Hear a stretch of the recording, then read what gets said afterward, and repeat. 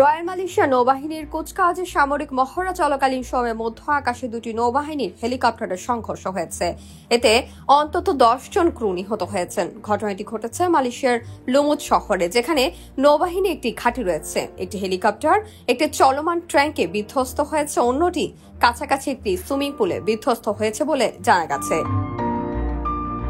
সামাজিক যোগাযোগ মাধ্যমে ছড়িয়ে পড়া ভিডিওতে দেখা যায় একসঙ্গে অনেক হেলিকপ্টার আকাশে উঠতে শুরু করে। এরপর একটি আরেকটির সঙ্গে সংঘর্ষ হয়, পরে দুটি মাটিতে পড়ে যায়।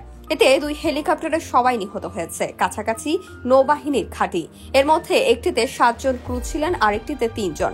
রাজ্যের ফায়ার ও রেস্কিউ বিভাগ জানিয়েছে তারা স্থানীয় সময় সকাল 9টা 50 মিনিটের দিকে ঘটনা সম্পর্কে জানতে পারেন।